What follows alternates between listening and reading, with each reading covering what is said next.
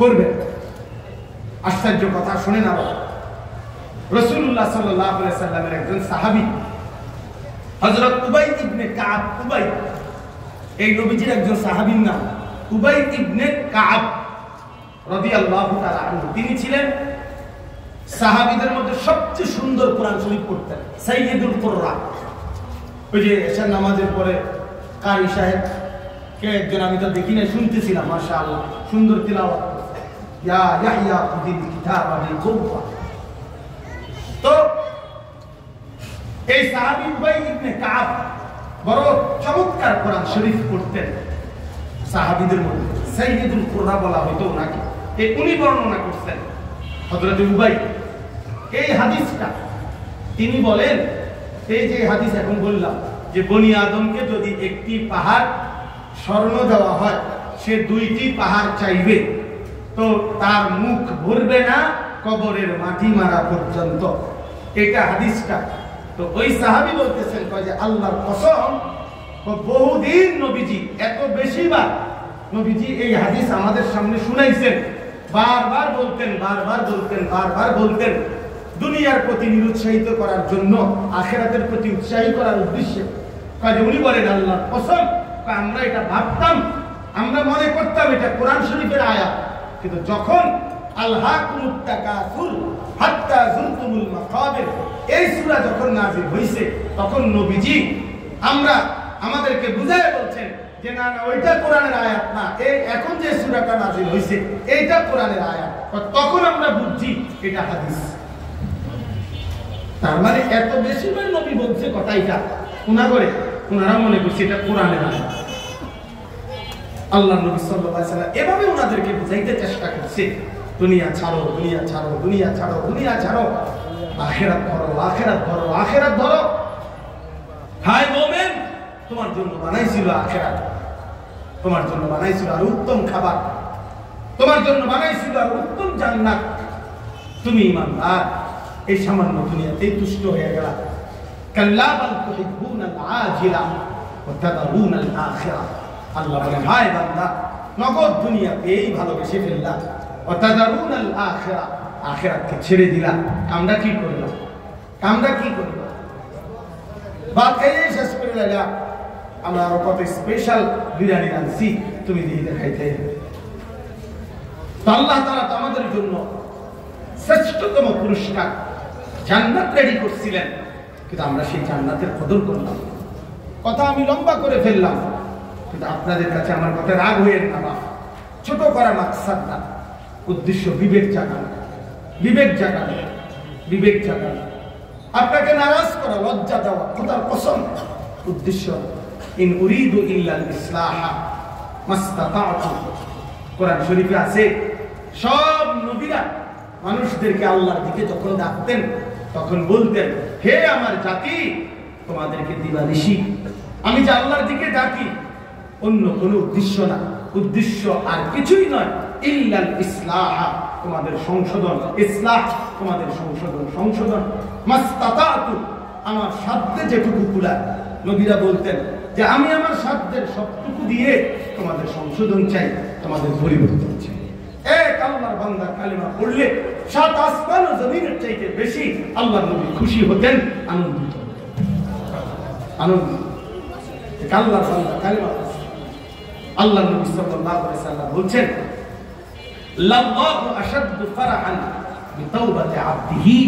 নবীজি বলেন, কোন বান্দা যখন তওবা করে আল্লাহর দিকে ফিরে আসে, আল্লাহর হুকুমের দিকে আসে, খোদার কসম নবীজি বলেন, আল্লাহ তাআলা তখন সবচেয়ে বেশি খুশি হন, সবচেয়ে বেশি খুশি। এই জন্য বলা, এই জন্য উলামায়ে কেরাম আপনাদের কল্যাণ চায়। উলামায়ে কেরাম উম্মতকে বিভ্রান্ত করে না, উলামায়ে কেরাম উম্মতের অকল্যাণ চায় না। আমরা আখিরাত ফেরি করি আপনাদের কাছে, আমরা পরকাল ফেরি করি। কত মন্দ সন্দ, কত কথা শুনি, কত জনের কত বিদ্রুপ শুনি, কত ভাবে কত অবমূল্যায়ন দেখি। একজন ইমাম সাহেবের প্রতি কত জনের কত অবমূল্যায়ন, একজন মসজিদের মুয়াজ্জিনের প্রতি কত জনের কত অবমূল্যায়ন। বেচারার বেতনই 15,000 টাকা, বেচারার বেতনটা ঠিক মতো দেয় না, ঠিক মতো আদায় হয় না। মসজিদ 4 তলা হয়ে গেছে, 6 তলা হয়ে গেছে, মসজিদের বাথরুমগুলো পর্যন্ত অত্যাধুনিক টাইলস হয়ে গেছে। ইমাম সাহেব বেচারার বেতন বাড়ে না, মুয়াজ্জিনের বেতন বাড়ে না, এটা আর বাড়ে না।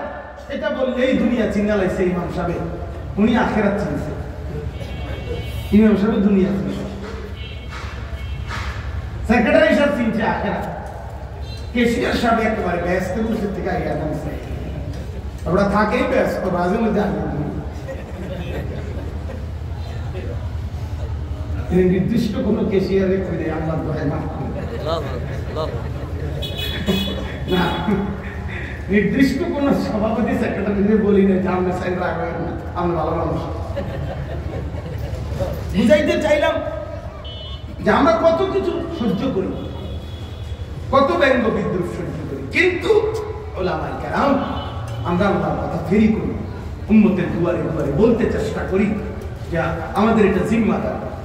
কোরআন শরীফে আছে আমাদের আল্লাহ আমাদেরকে বলছেন ইলমের আমানত, কোরআন সুন্নাহর এই ইলম অর্জনের পরে আমাদের জিম্মাদারিটা কি? কোরআন শরীফে আল্লাহ নিজে বলে দিয়েছেন আমাদেরকে ওয়ালিউনদিরু কাওমাহুম ইযা রাজাউ ইলাইহিম। আল্লাহ বলেন ইলমের জিম্মাদারি আল্লাহ বলছেন যে আমি আল্লাহ তাআলা যাদেরকে ইলমের দৌলত দিয়েছি তাদের দায়িত্ব কি? তারা নিজ এলাকায় ফিরে গিয়ে নিজ নিজ জাতিকে, কওমকে আল্লাহর ভয়, আখিরাতের ভয়, জাহান্নামের ভয় দেখাবে। লাআল্লাহুম ইয়াহজারুন, যেন আল্লাহর বান্দারা ভয় পেয়ে আল্লাহর দিকে ফিরে আসে, আখিরাতের দিকে ফিরে আসে, জাহান্নাম থেকে বাঁচার চেষ্টা করে। এটা আমাদের দায়িত্ব।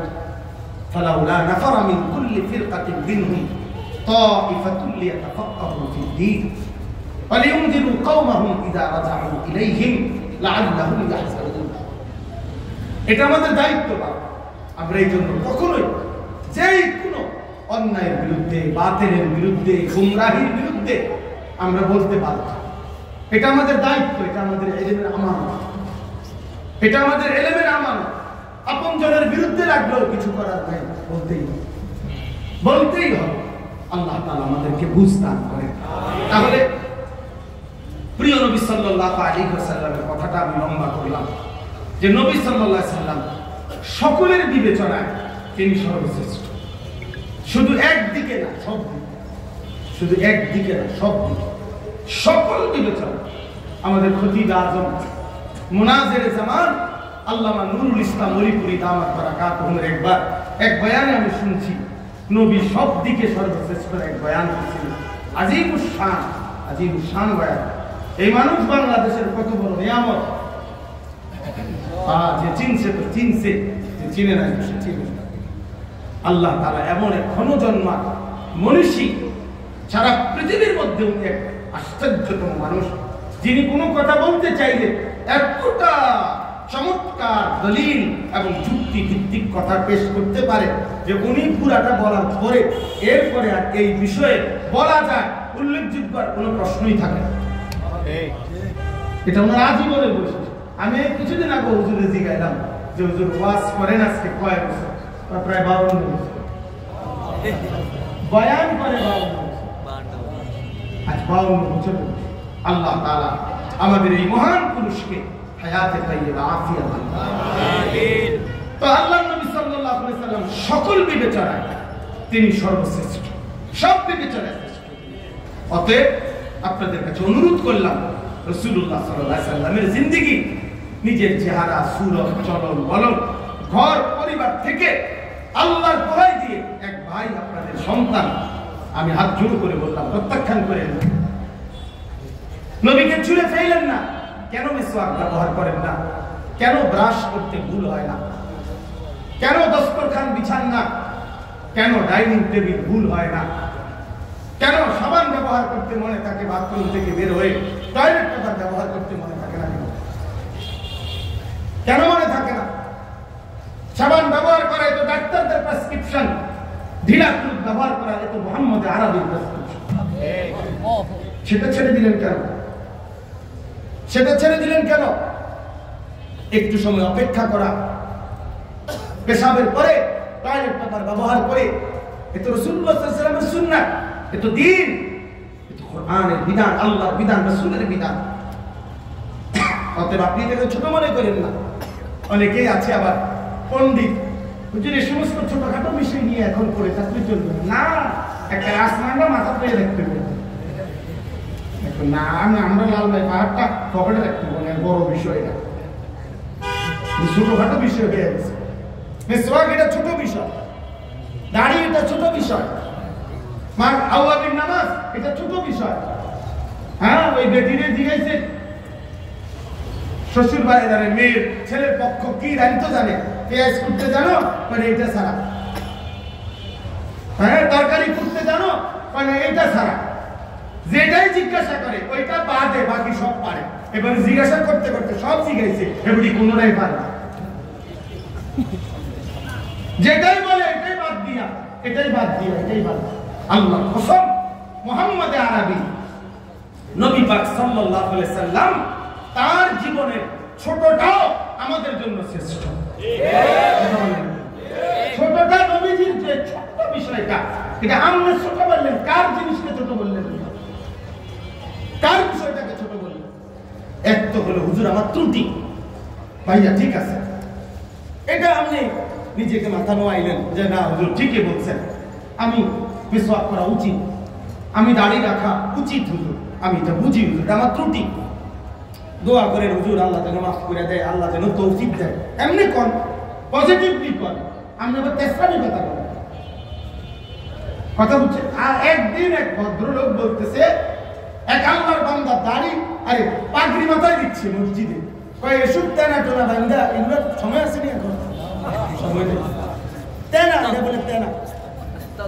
ওই লোক আমার কাইলা দিছে, হুজুর লোকটা আমার কি বললো, এক কোটিপতি আমি নিজে দেখছি। জানাজার নামাজের পরে ভদ্রলোক হাজার হাজার কোটি টাকার মালিক, বাংলাদেশে, আহা মুসলমান বেচারা বলে কি, ইমাম সাহেব জানাজার পরে ইমাম সাহেব ডাইকা বলতেছে, হুজুররা কবরের আযাবের মিথ্যা ভয় দেখিয়ে লোকদেরকে আর কতদিন বোকা বানাবে। মুসলমানের বাচ্চা, আরে বেঈমান তুই কইলি কি, বললি কি তুই? তার মানে আমরা ভাতের অভাবে, আমরা ভাতের অভাবে আপনাদের কাছে আখিরাতের ফেরি করি, ভাতের অভাবে, ঠিক না? না, আমরা ভাতের অভাব করছি কেন? এই পৃথিবীর এই সমাজের হাজারো মানুষ অটো চালাইতে পারলে আমরা পারতাম না? অটো চালানো এটা কি আমাদের দেশের থেকে ডিগ্রি আনতে হবে? কথা বলেন না কেন? তাহলে উপার্জনের জন্য সবাই ঢাকা ইউনিভার্সিটি পাস হইতে হবে, এটা পারবো না কেন? এটা পারবো না কেন? আর 10 জন পারলে আমরা পারবো না কেন? আপনারা ভাত পাস খাইয়া বড় হইলে, এই মোল্লা মৌলবী কি সিরা খাইয়া বড় হয়েছে, বুঝবে না কেন? দুনিয়া সবাই পারে, দুনিয়া সবাই বুঝে, দুনিয়া হামুরি কিচ্ছু না, আখিরাত বড় বিষয়। সেজদা দেওয়া কষ্টকর, দুনিয়া এমনিতেই পাওয়া যায়, দুনিয়া মিলেই যায়, দুনিয়া হয়েই যায়, কিন্তু শত ব্যস্ততার ভিতরে 5 ওয়াক্ত নামাজ জামাতের সাথে পড়া, এটা ঈমান, এটা হিম্মত, এটা বাহাদুর, এটা পুরুষ, এটা সাহসী মানুষ। গুনার কাছে হেরে গেল বেটা, বেডির কাছে হারিয়ে গেলা, নর্তকীর কাছে হারিয়ে গেলা, নাটক সিনেমার কাছে হারিয়ে গেলা, তোমার সন্তানের কাছে হেরে গেলা, টাকার কাছে হেরে গেলা, তুমি কাপুরুষ বেটা, তুমি তো কাপুরুষ বেটা। এই জন্য দয়া করে প্রত্যেকেই আল্লাহর নবী সাল্লাল্লাহু আলাইহি সাল্লামের প্রতিটা সুন্নাতের ব্যাপারে উল্টা যুক্তি দিবেন না, বরং পজিটিভলি বলেন যে হ্যাঁ হুজুর আমার কমতি, এটা কথা বলছি না, আমার কথাটা এটা আমার কমতি, এটা আমার ঘাটতি, আপনি ঘাটতিটা পুরা চেষ্টা করেন, আপনি ভাবেন আমি কি করতে পারি, আমি কেমনে গুনাহ ছাড়তে পারি, কেমনে মিথ্যা ছাড়তে পারি। আহা ছেলেটা নামাজ পড়ে না, ভাব এটা কি কোনো বিষয় না? 16 বছরের ছেলেটা আপনার ঘরে ঘুমায়, 365 দিনে খোদার একটা বছরে কোনদিন আপন সন্তান ফজরের নামাজ পড়ে না, এটা কি কোনো মুসিবত না? এই বাবা বলেন না এটা মুসিবত না? আজকে 20 বছর ধরে আপনার স্ত্রী বেপর্দা, এটা কি কোনো বিপদ না? আপনার ছেলে মেয়েটা পর্দা করে না, এটা কোনো মুসিবত না? আপনার ছেলেটা মোটরসাইকেলের পিছনে আরেক নর্তকী, আরেক অসভ্য কোনো মেয়েকে, যুবতী মেয়েকে নিয়ে সারা রাত শহরের রাস্তার মধ্যে রাত্রবেলা ঘুরে, এই বর্তমানে লেটেস্ট ফ্যাশন ইদানিং কালে ছেলে পেলেদের মধ্যে দেখলাম নতুন করে মোটর সাইকেল চালানোর প্রীতিটা অনেক বেশি, অনেক বেশি। আগে এটা ছিল না। মোটর সাইকেল চালানোর নেশাটা বাইরে গেছে এবং দামি দামি মোটর সাইকেল চালায়, আর এটার এমন হরন, মানে কি জানি একটা আওয়াজ, এত বিকট, এত নিকৃষ্ট আওয়াজ। আরে কিরে তুই এত দূরে, এটারে এত দূরে ছাড়লি কেন? তুমি কি কুত্তা কামড়াইছে কোনো করে? তুই এরকম শুনলি কেন? এত দ্রুত চালাবার কি আছে? নিজের জান, আহা নিজের প্রাণ, তুমি ইয়া অ্যাক্সিডেন্ট করলে তোমার পাওটা ভাঙা যাবে, তোমার মাথাটা ফাইটা যাবে। এই বাংলা কথাটাও যে আহাম্মকে বোঝে না, তে মাঠে কি লেখা তারে পাক লাগা হতে নেয় না খায়। কি রে বেটা, তোর মাথা ভাঙা যাবে, তোমার পাওটা ভাঙা যাবে, কিচ্ছু লিডারে মানুষের দেখা। আমি একদিন বললাম, ভাইয়া তুমি যে এত জোরে দেখাইলা, মানুষের দেখাইতা, এত জোরে চাইলা, মানুষের তো দেখতেও সারে না, তুমি তো গেছো কথা করে। এই যে মাহমুদ নাই দুঃখে আসে দিচ্ছে, কথাটা বুঝছেন না আমার যুক্তিটা? মানুষের তো সাইতেই কথাটা, তো তুমি তো আমি সাইতে সাইতে তো তুমি গেছো গা ওখানে সিটার রোড পার হইয়া, তো আমি তো দেখুন দেখতেও তো পারলাম না আমি। আস্তাগফিরুল্লাহ, আস্তাগফিরুল্লাহ। আল্লাহ আমাদেরকে বুঝ দান করেন। নিজের সন্তানের ঈমান, নিজের স্ত্রীর ঈমান, আখিরাত, আখলাক, খোদার কসম এটা আমাদের জিম্মাদারি বাপ, এটা আমাদের জীবন বাপ। এই ভাই, ঘর, ফার্নিচার, আসবাবপত্র, দালান, বিল্ডিং, খাট পালন, সোফা, ইট বালু, সিমেন্ট, টাইলস, প্রিয় বন্ধু, প্রিয় বাপ, এটা এক মানুষের সংসারের মূল বিষয় নয়। সংসারের মূল বিষয় স্ত্রী সন্তানের ঈমান, সিজদা, তাকওয়া, আখিরাত। যেহেতু আমরা মুসলমান, আমরা মুসলমান না হলে ভিন্ন কথা ছিল, তাই আমরা দুনিয়া হিসাব করে মিলাইতাম। কিন্তু আমরা তো মুসলমান, আমরা দুনিয়া মিলাই দিতে হইতো না। আমাদের জন্য তো দুনিয়া না, আমাদের আখিরাত। বেঈমানের জন্য দুনিয়া, কাফেরের জন্য দুনিয়া, নাফরমানের জন্য দুনিয়া। কোরআন শরীফে আল্লাহ বলছেন, কুলু ওয়া তামাত্তাউ কালিলান ইন্নাকুম মুজরিমুন। একেবারে সরাসরি কোরআন আল্লাহ বলেন, ইন্নাকুম মুজরিমুন, তোমরা পাপী, তোমরা নাফরমান, তোমরা আল্লাহর অবাধ্য বেঈমান। অতএব তোমরা কুলু, খাও, ওয়া তামাত্তাউ, উপভোগ করো, কালিলান, অল্প সময়ের দুনিয়া। আর কেমনে তো বাংলায় বলবে আল্লাহ তাআলা এই আয়াতটা, আর কেমনে বলবে যে তোমরা নাফরমান পাপী, কিছু সময়ের জন্য দুনিয়া খাও, ভোগ করো। তবে এরপরের আয়াতে আল্লাহ বলেন, ওয়াইলুন ইয়াউমাইদিল লিল মুকাদ্দিবিন, সেদিন কিন্তু হাসরের ময়দান মিথ্যাবাদী নাফরমান তোমাদের জন্য রয়েছে জাহান্নাম। খেয়ে নাও, বেশি করে ভাত খাও, আরো লো, আরো ভাত খাও, পরে তো বিপদ আছে, ভাত নিতে হবে, আরো ভাত খাও, আরো দুই টুকরা গোস্ত চাপাইয়া খাও। দুনিয়া যেহেতু কায়দা রয়েছে না, হলে চাপাইয়া ফেলাই। আমরা দেশে বলে আর আসামের দিকে, আমাদের দেশে বলবো আগেরটা দরকার হইলে চাপাইয়া আলাই যদি আমার বাড়িটা বুঝছেন না কথা? তাই এই জন্য বললাম না, আপনাদের কাছে দয়া করে অনুরোধ করছি, আমি মেহেরবানি করে বলতে চাচ্ছি, রাসূলুল্লাহ সাল্লাল্লাহু আলাইহি ওয়াসাল্লামকে প্রত্যাখ্যান না করা, ইসলামকে প্রত্যাখ্যান করা আমাদের জন্য শোভনীয় নয়। মাশাআল্লাহ, আপনারা অনেক সাথী আসছেন, আল্লাহ আপনাদেরকে এই ছুটে আসছেন, আল্লাহর কথার মহব্বতে আসছেন, আল্লাহ আপনাদের বরকত দান করেন। আমি আবারও অনুরোধ করছি, পজিটিভ দেখেন, পজিটিভ, ইতিবাচক দিকে দেখেন, উল্টা করেন না। হ্যাঁ, হুজুরদের তো অনেক দোষ আছে, হয়তো যেটা তার দোষ, এটা তার দোষ, কথা বোঝেন না।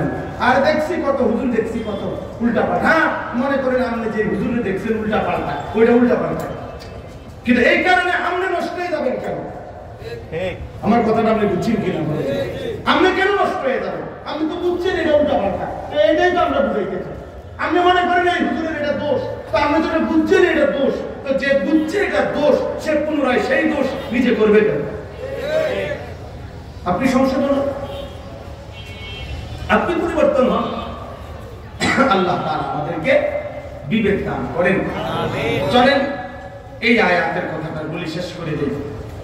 আল্লাহ তাআলা আমাদেরকে এটা বুঝাইতে চাইছেন যে আল্লাহ তাআলা আমাদের নবী সাল্লাল্লাহু আলাইহি সাল্লামকে সর্বোচ্চ মর্যাদা দিয়েছেন। তো আমাদের নবী সাল্লাল্লাহু আলাইহি সাল্লাম মক্কায় 40 বছর বয়সে যখন ইসলামের দাওয়াত শুরু করছে, 50তম বছর পর্যন্ত 10 বছর ইসলামের দাওয়াত দিতে গিয়ে মক্কার কাফেররা দিবানিশি নবীজিকে জুলুম অত্যাচার করছে, খুব বেশি নির্মম।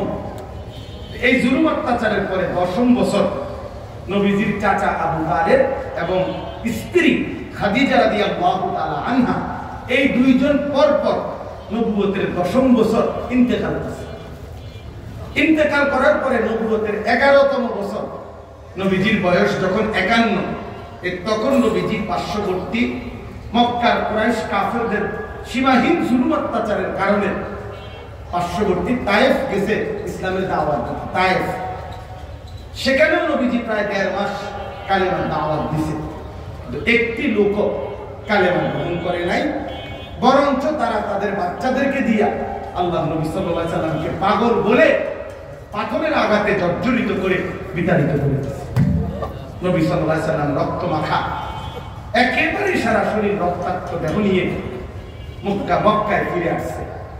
নবীজি সাল্লাল্লাহু আলাইহি সাল্লামের পায়ের জুতা রক্তে জমাট বাইধা গেছে, অনেক বেশি রক্তাক্ত হয়ে জখমি হয়ে ব্যথা ভরা দিন নিয়ে রক্তাক্ত দেহ নিয়ে যখন মক্কায় আসছেন, এই মক্কার কুরাইশ কাফেররা তারপরে এত বেশি বিদ্রুপ ঠাট্টা নবীজিকে করতে লাগছে যে মুহাম্মদ, আজকে 11 বছর ধরে শুনতেছি তোমারে বলে, তুমি বলে আল্লাহর নবী, আল্লাহ তোমার সাথে আছে, তোমাকে নাকি তিনি অনেক সম্মান করে, মহব্বত করে, আদর করে, কত ইজ্জত দিবে, কিটা তো কত কিছুই কইলা, কই কিছুই তো দেখলাম না। তুমি আমাদের মক্কাতেও লাঞ্ছিত হইলা গত 11 বছর, আবার পাশে তায়েফ গেলা, সেখানেও বেইজ্জতি হইলা, ওরাও তোমার প্রত্যাখ্যান করবে। এমনকি এখন ছোট্ট মাসুম বাচ্চারা পর্যন্ত তোমার পাথর মারে, ঢিল মারে, আর তোমার সম্মান করি, ইজ্জত। এই কথাগুলো তখন নবীজিকে এত বেশি বলতেছিল, আহা ভেবে দেখেন আল্লাহ নবী সাল্লাল্লাহু আলাইহি সাল্লামের কলিজাটার মধ্যে তখন কেমন কষ্ট লাগতেছে। হায় লোকেরা কি বলে, চলতে ফিরতে নবীজিকে কথা বলতেছিল যে তোমার কোনো সম্মান নাই, ইজ্জত নাই, মর্যাদা নাই। মহান আল্লাহ পাক রব্বুল আলামিন এই 11তম বছরের পরে নবী সাল্লাল্লাহু আলাইহি সাল্লামের 51 বছরের শেষ দিকে আল্লাহ তাআলা তায়েফ থেকে ফিরে আসার পর, মক্কাবাসীর এই তুমুল বিদ্রুপের পর মহান আল্লাহ পাক রব্বুল আলামিন জিবরাইল আলাইহিস সালামকে এক রাতে আল্লাহ তাআলা বললেন, জিবরাইল যাও আমার বন্ধুর কাছে আজই যাও। আমার বন্ধু বেশি অপমানিত হচ্ছে, লজ্জিত হচ্ছে, বন্ধুর প্রতি ফোঁটা রক্ত আমি দেখছি, বন্ধুর প্রতি ফোঁটা চোখের পানি আমি দেখছি। তায়েফের অঝরে রক্ত ঝরিয়েছে তো বন্ধু আমার, অঝরে চোখের পানি ফেলছে, আর এই মানুষগুলোর বিদ্রুপ তাও আমি শুনতেছি। এরা বলছে আমি নাকি আমার বন্ধুকে কোনো সম্মান দেই নাই। যাও জিবরাইল, আর দেরি করো না, আমার বন্ধুকে আমার কাছে নিয়ে আসো, আজ আমি বন্ধুকে সম্মান দেখাবো, ইজ্জত দেব, গোটা পৃথিবীবাসী শুনবে, দেখবে আমার বন্ধুর সম্মান কাকে বলে। এই কারণে আল্লাহ তাআলা জিবরাইলকে দিয়ে বোরাকে চড়িয়ে মক্কা শরীফ, মসজিদে হারাম থেকে মসজিদে আকসা, বাইতুল মুকাদ্দাস, এই ফিলিস্তিন আজকে যেখানে আজাদির যুদ্ধ চলছে, স্বাধীনতার যুদ্ধ চলছে, ইসরায়েলের ইহুদি কুত্তারা যে অঞ্চল দখল করে রাখছে, জুলুমের শিকার হচ্ছে, সেই পবিত্র ভূমি ফিলিস্তিনের বাইতুল মুকাদ্দাসের মসজিদে আকসা, সেই মসজিদে আকসায় নিয়ে সেখান থেকে 7 আসমানের ঊর্ধ্বে, তারও কোটি কোটি গুণ ঊর্ধ্বে আরশে আজিমে মহান আল্লাহ পাক নবী সাল্লাল্লাহু আলাইহি সাল্লামকে এনে হাজির করছেন। আইনা বলছেন, বন্ধু আপনি এখন যেখানে দাঁড়াইলেন, এটা পায়ের নিচে আমার গোটা সৃষ্টি, আপনার কদমের নিচে আমার গোটা মাখলুক, আমার আরশটাও আপনার কদমের নিচে, উপরে আর আমি আল্লাহ ছাড়া আর কোন সৃষ্টি নাই। অতএব এখন হিসাব মিলান, প্রথম আমি আল্লাহ, তারপরে আপনি মুহাম্মাদুর রাসূলুল্লাহ, তারপরে গোটা সৃষ্টি। এই হলো মর্যাদার সিরিয়াল। প্রথমে আমি আল্লাহ, তারপরে আপনি রাসূলুল্লাহ, তারপরে আমার গোটা সৃষ্টি। আপনাকে আমি এতটা মর্যাদায় আনলাম, এই সম্মান, এই মর্যাদা যে আমার সৃষ্টির সর্বোচ্চ মাকামে আমি আপনাকে এনে দিলাম। এর চাইতে বড় সম্মান আমি কাউকে দেই নাই, দেব না কোনোদিন। আপনি মর্যাদাতেও সর্বশ্রেষ্ঠ, আপনি শ্রেষ্ঠ। আপনাকে আমি আরশে আজিমের মেহমান বানাইলাম। আপনার পায়ের নিচে গোটা জমিন আপনি দেখেন। এবার আল্লাহ তাআলা যেন বললেন, বন্ধু ঘাবড়ায়েন না, কারণ আপনারে বলি বন্ধু আপনার মর্যাদা কেমন, ওরা কি বলছে এটা হিসাব করেন, আমি বলি।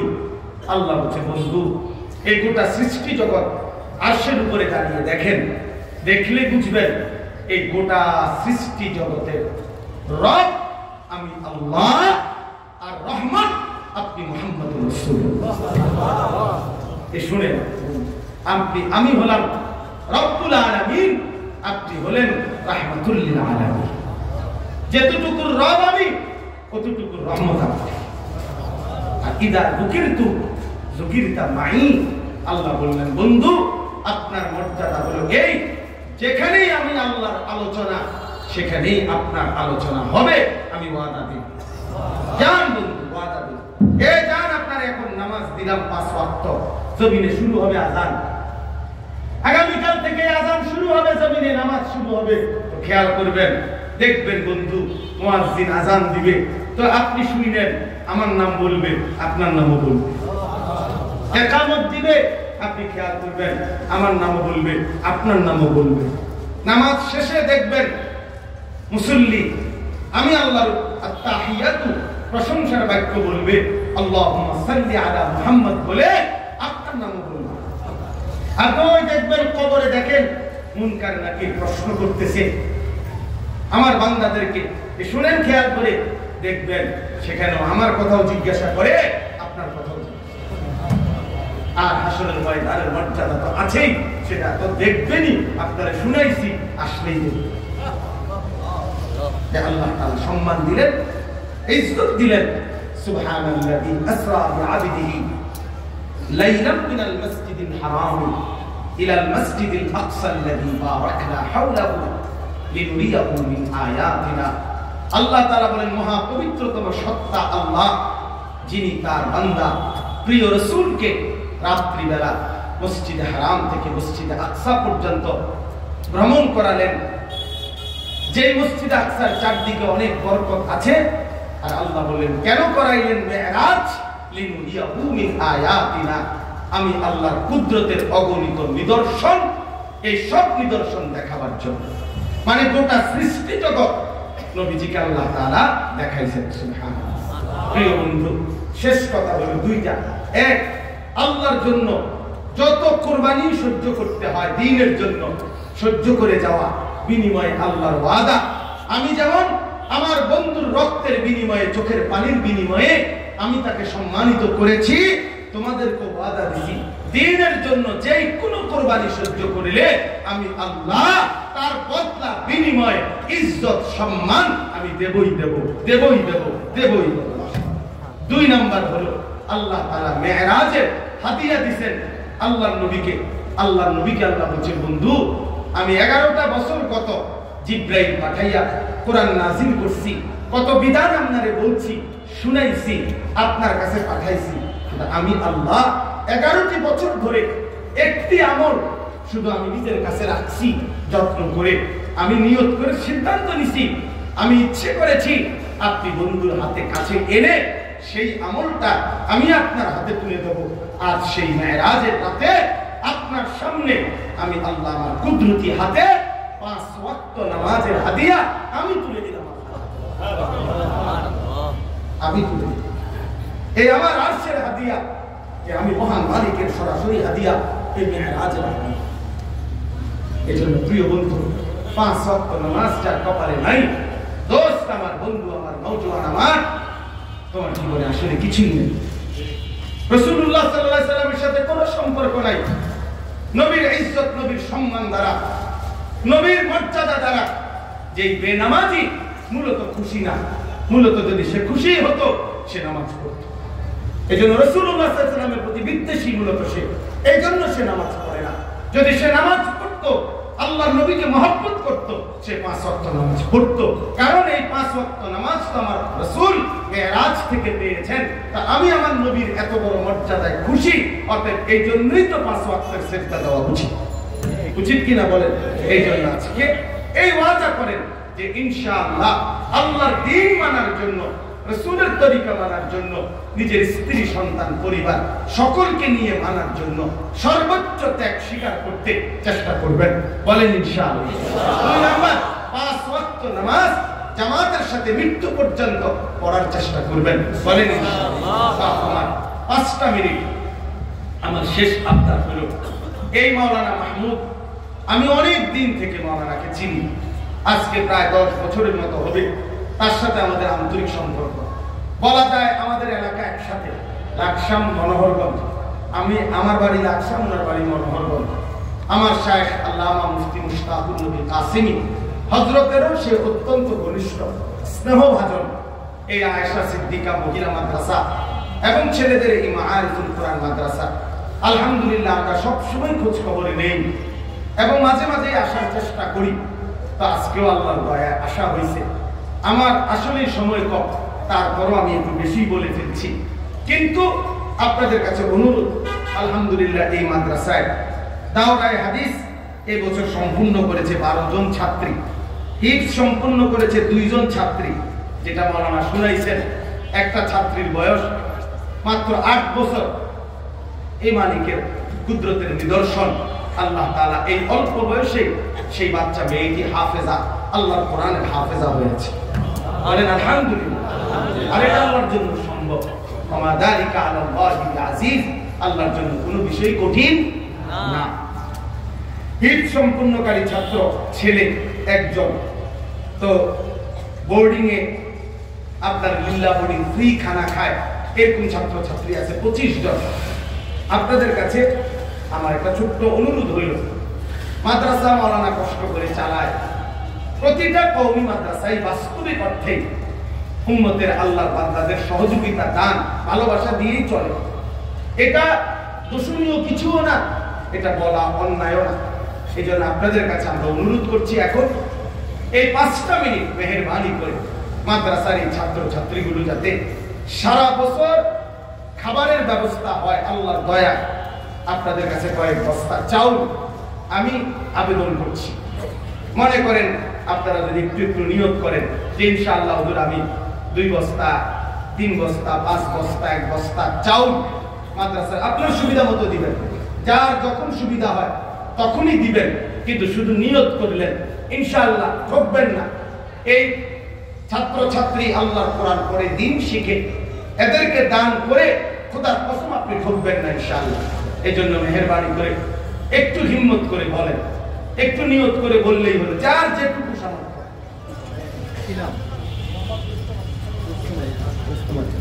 রুস্তম আলী চাচা 1 বস্তা, আল্লাহ কবুল করে। চাচা শুরু করে দিলেন। এরপর মাওলানা আপনার সামনে দেখেন, সামনে এনে দাও, এনে দাও। যে কি নাম?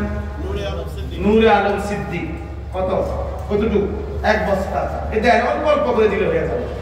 মাওলানা লিখছে এখানে 100 বস্তা চাও, তাহলে আমরা তো এর 100 জনের বেশি আছি, তাহলে একটা একটা নিয়ত করেন 1 বস্তা চাও। হ্যাঁ মাশাআল্লাহ। কি নাম চাচা? হাফিজ ভাই 1 বস্তা। হাফিজ ভাই, ইসরাফিল ভাই 1 বস্তা।